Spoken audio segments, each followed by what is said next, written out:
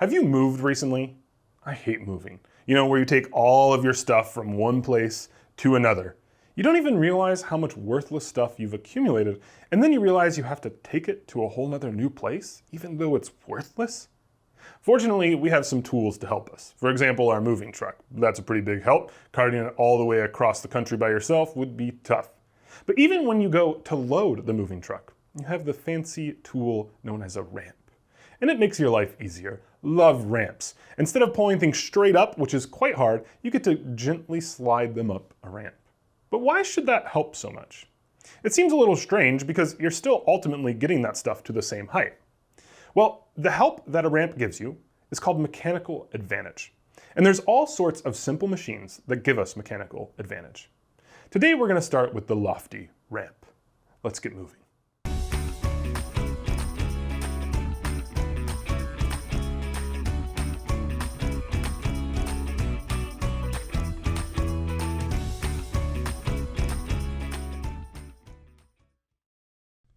Let's begin by reviewing our lesson objectives.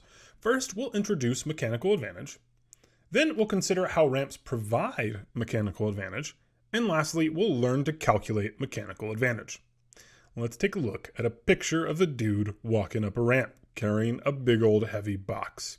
That ramp, as we talked about in the introduction, makes his life easier. Why is that? Well, it's because ramps provide mechanical advantage. What is mechanical advantage? Mechanical advantage is the reduction of the needed force. And to understand it a little better, let's take a look at a triangle, which is basically just a ramp. And there in H, we have the height of the triangle, or the height of the ramp. That's the distance you would need to lift your box straight up if we were just going to do it without a ramp. Remember that potential energy is equal to mgh. That h is the height we have to lift it. So no matter what, we're going to have to lift our box to the same eventual height and the same eventual energy. But if we can smear out that work across the length L, then we have to use less force at any given time. And that's how a ramp works. As length increases, climbing takes less force. But it comes at the cost of that longer length. That's just the idea here behind this crazy road. All of these turns are called switchbacks. And that means that cars don't have to drive up particularly steep hills. Which tells us that the cars have to apply less force at any given time, but again, it comes at that cost of this road being really long. At the end of the day, the work done by the cars is the same as if they went straight up, but it smears it out over a longer distance, so there's less force needed at any given time.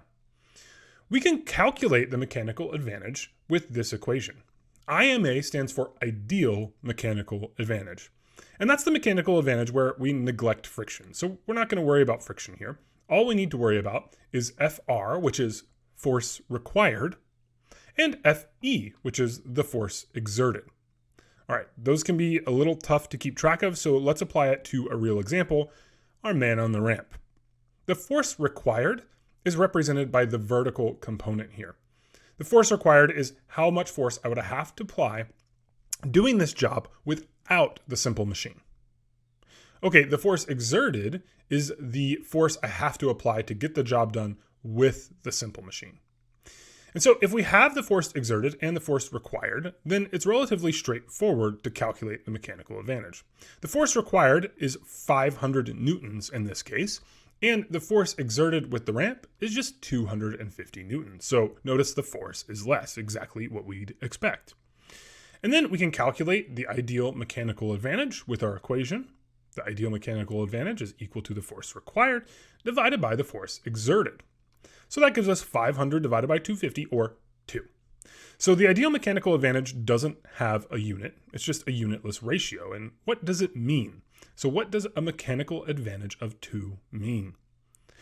It means the ramp reduced the force needed by 2. So it's reduced the force needed by a factor of 2. And that's why we got 2 for our ideal mechanical advantage. In many cases, though, we don't actually have the force exerted and the force required. It's much easier to get the distance for both of those. And so we have another form of this equation, which tells us that the ideal mechanical advantage is equal to the distance exerted divided by the distance required. Notice here the subscripts have been flip-flopped from the force equation, and we'll talk about why. Here on this ramp example, the distance required is the vertical distance. That's the shorter distance and also the harder thing to do, to just lift it straight up.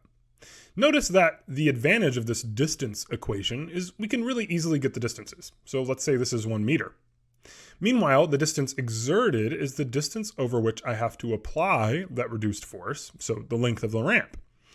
And in this case, let's say that's 2 meters. So we can once again calculate the ideal mechanical advantage. The distance required is 1, the distance exerted is 2, and so when we divide our 2 by our 1, we get the same mechanical advantage of 2.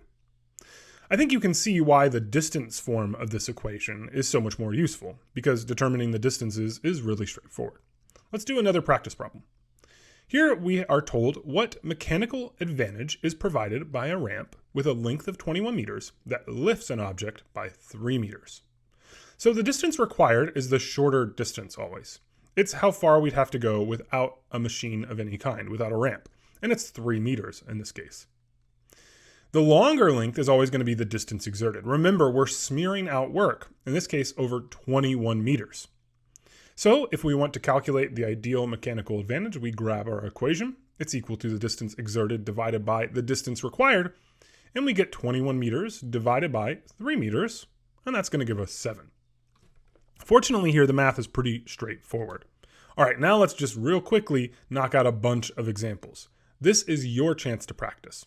Pause the video and try to calculate the ideal mechanical advantage for each ramp described below. One tip here, the mechanical advantage should always be a number greater than 1, or you did something wrong. So go ahead and try to calculate these ideal mechanical advantages for each circumstance. All right, let's take a look at the answers. For A, we should get 5. And for B, we should get 3. Here we would divide 450 newtons by 150 newtons. C is kind of a funny one. That ramp is of no help at all. If you think about it, it wouldn't be a triangle. It would just be going straight up. It provides no mechanical advantage or an IMA of 1. D gives us a mechanical advantage of 6. And now we want to know which ramp reduces the force needed the most. Well, the one with the highest mechanical advantage, which is D. Let's review what we've learned. First, we introduced mechanical advantage. We said that mechanical advantage is a way to reduce the force needed to get a job done. Then we considered how ramps provide mechanical advantage.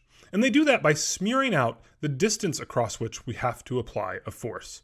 And by making that distance longer, they reduce the force needed, but at the cost of having a longer path. Then we learned to calculate mechanical advantage. Hey, hey.